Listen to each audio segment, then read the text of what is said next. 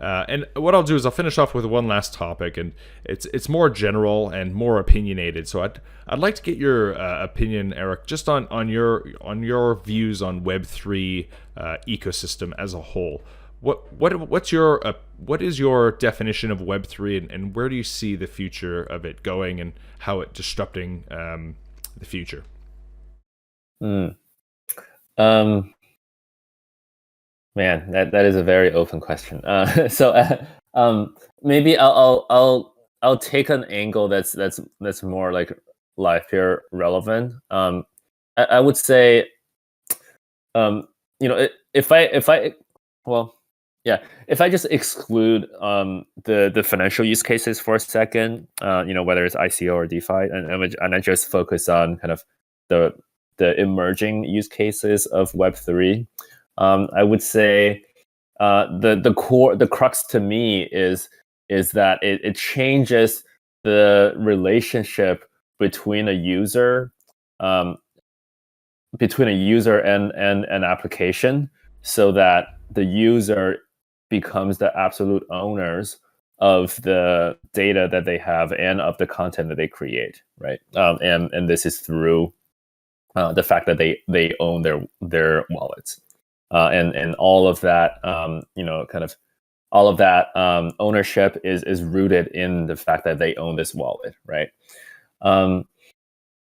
And so any application that follows this paradigm, where the users are actually the owners of the data and the content that they create, and the applications are there simply as a conduit to connect the users together, or connects the users with connect different sets of users. I think of those applications as Web3 applications, right? So an example could be like a completely decentralized video streaming platform.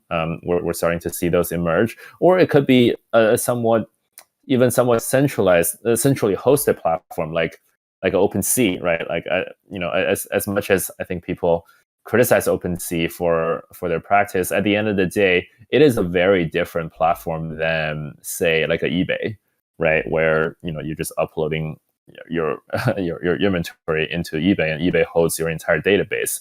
Versus OpenSea, if you don't want to use OpenSea, you can delist your NFTs and you go to Rarible, you go to any other NFT platforms. And I think that those dynamics are very significant. And so in terms of so if we think about things in that term, it opens up a lot of interesting opportunities and a lot of interesting questions in terms of what are the other services, and what are the other tools that users need in order to function well in this world where they are the owners of their data and their content, right? So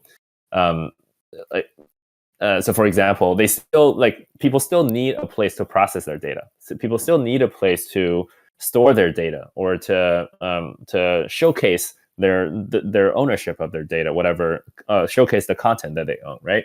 So I think those are the spaces that Livepeer is exploring right now, and just kind of offering more and more tools and services for users, so that they can be true owners of their data and content.